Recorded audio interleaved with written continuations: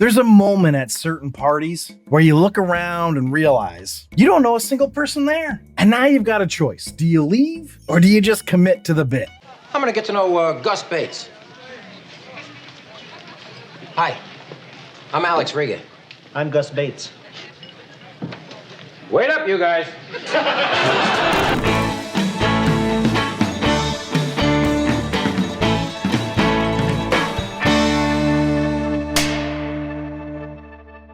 All right, so this is one of those episodes where the premise is really strong right from the jump. You've got a mysterious briefcase. You've got the idea of crashing what might be a celebrity party. And you've got this group of people that are absolutely going to take this idea way too far. And that's usually a pretty good recipe for chaos. The problem is whether or not they actually deliver on it. So with that in mind, welcome back to The Rank. I'm John, and today we're going to be ranking the 10th episode of the 3rd season of Taxi, titled The Costume Party. Written by David Lloyd and directed by, of course, James Burrows. So let's see how this one stacks up, starting with the episode overview. So we open with a retirement. Some guy named Max is retiring after 41 years. So considering that this is 1980, that means he started driving a cab in 1939. That dude has seen some changes in his lifetime. But Louis, in typical Louis fashion, is going to give him a really improper send-off. He can't remember the guy's last name. He gives him a crumpled up calendar for his retirement gift. And in the middle of poor Max's retirement speech, he starts talking over him over the loudspeaker PA, giving out cabs to people. Where's Alex on this one? Why aren't you stopping this from happening? This is real shitty. Of course, the retirement of Max isn't the plot of this episode. Bobby's gonna come in and introduce that for us. He found a briefcase in the back of his cab, and he thinks it might belong to someone important in the theater. He thinks if he can hold on to the briefcase and figure out whose it is, he can return it in exchange for a shot. So he's cool with rifling through someone's belongings, but he's too good to sleep with his manager, who he admitted he was attracted to. Now, I get that the latter is a lot more, but I also still just don't buy that he wouldn't have done it. Anyway, the concern here is that apparently Louis has a rule that whatever you find in your cab, you have to give to Louis, which of course Louis makes disappear. Naturally, Jim doesn't really follow that rule because all he ever finds in his cabs is old meat. And not good meat, chewy meat. What? Anyway, the other part of this that I find odd is that we already had an episode where they find something that was left in Tony's cab, right? And it was, those little person's briefcase, the guy that was the actor on Fantasy Island. We had a 2-part episode about it. And Louis wasn't like, you have to give it to me. But maybe it's because they already knew who it belonged to. Maybe that's the difference. I should cut him some slack. Either way, they're trying to hide this briefcase from Louis. And they're trying to figure out who the briefcase belongs to, and they're trying to figure out how to open it. They've got initials, NZ, and Jim posits that it's Norman Zelnick, but then has no idea who that is, nor does anybody else. So they determine they're going to need to open it, right? They don't know what the initials stand for, but how are they going to open it? Well, Laka, he's a mechanic. He can probably get it open, right? So they're like, Laka, do you have a tool that could open this? And you just know where the joke is headed. Laka is going to come over with a sledgehammer. And they, of course, stop him. But, it's a really obvious joke. But it still worked. But, of course, it all comes down to Louis. And he's got like a magic touch. He can just get the briefcase open by smacking it. And then Bobby keeps trying to do it, and he can't. So naturally, Louis extorts Bobby for $10 to get the briefcase open for him. But that's not all Louis is going to do here, because we're going to get a really weird bit where Louis is like jonesing to have something from the briefcase. Just anything.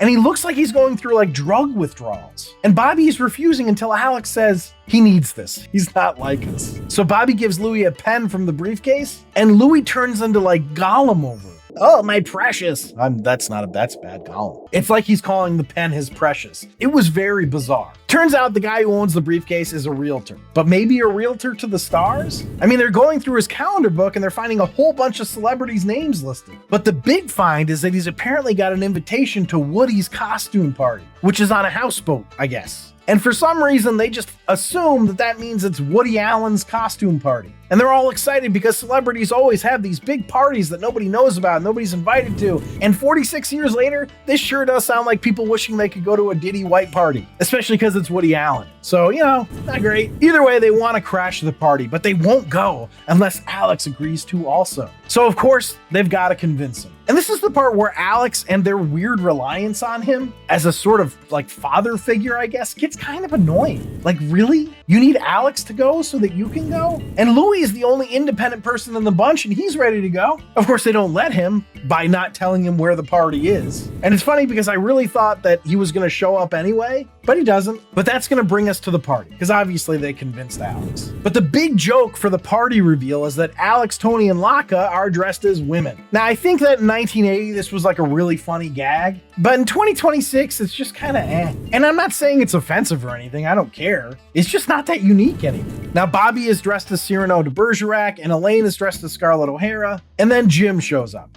He's not dressed up at all. And when Alex points this out to him, Jim pulls out these crazy eyeglasses. You know, the glasses where the eyes pop out, they're on springs and they kind of go to the floor. Just very goofy. They also are like very keen to set up a joke that is going to play out later where Bobby's taking a bunch of Dramamine because he gets seasick and, you know, eventually he's going to throw up on somebody. And it's like, yeah, okay. You don't see it happen. He just tells you. But essentially the whole gag here is that everyone's in costume, so you can't tell if they're really celebrities or not. But the gang has convinced themselves that it is a bunch of celebrities. Elaine thinks she's getting a date with Al Pacino, and Bobby thinks he's talking to some guy named Al Prince, who's some theater bigwig. This is the guy he throws up on. Naturally, it comes out that it's just a bunch of realtors on a boat, so it's a big bust. So they all leave. That's pretty much it, but we are going to get one final scene, and what is that scene exactly? Well, it's Alex, Tony, and Laka doing show tunes in their cross-dressing getup. Now, I'm sure this was hilarious to the 1980 audience, as is obvious by how the live studio audience reacted to it, but was again just kind of for me. But that's it.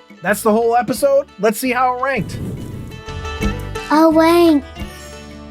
So the rankings were I ranked the episode based on 5 categories: story, acting, dialogue, episode coherence, and character relatability. I rank it on a scale of 1 to 5, 1 being the worst, 5 being the best, and then I have a laugh counter where I tally up the amount of times the episode made me laugh. 1 point per laugh out loud gets added to the score. But before I dive into the rankings, I just want to say if you're enjoying this episode, please leave a like down below. It really does help me out. But without further ado, the first category is story. Now, as far as sitcom stories go, this is pretty good. It's a solid premise and it gives you an opportunity for shenanigans. I don't think they executed it that well though. Still, I gave the story a 4.25. And that brings us to acting. I had no problem with the acting in this one. I thought everyone did well with what they were given, so I gave it a 4.5. And that brings us to dialogue. And this is where it slips a bit for me. I felt like the jokes were kind of obvious. And while that can be fun for some jokes, it often felt like they were just relying on cliches in this one. I gave it a 2. So that brings us to episode coherence. As far as series coherence, there's an element here that doesn't really make much sense to me, and that's the idea that they have to give whatever they find in a cab to Louis. It just seems like that wasn't established in any other episode, and especially in an episode where we had a very similar story play out. But that's not really a big deal because, as I said earlier, you can sort of explain that away because they knew who that briefcase belonged to already. And also, it's completely believable that Louis would have that rule, so it's not like it's completely out of nowhere. I think the only other biggest problem I have with this episode is that it was such a telegraphed episode.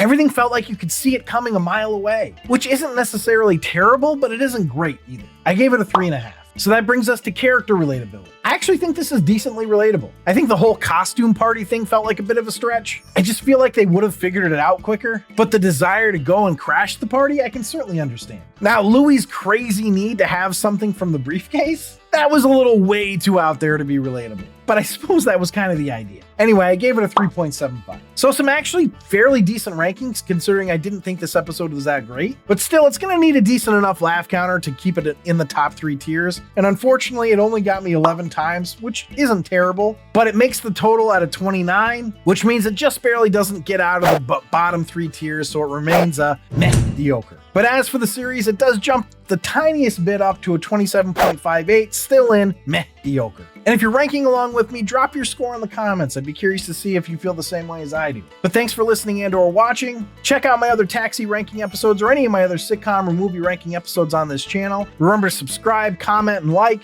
For up-to-date rankings, check out my website, therankedpodcast.com, where you can also email me at john or info@therankedpodcast.com. And if you really want to support the show, you can become a patron at patreon.com/therankedpodcast. And if you become a member, you'll also get my laugh counter breakdown so you can see exactly which 11 jokes made me laugh. But I will leave you with this. Why did they leave the party when they realized there weren't any celebrities there? Why is that? Well, they just don't want to make any waves. Fool this man!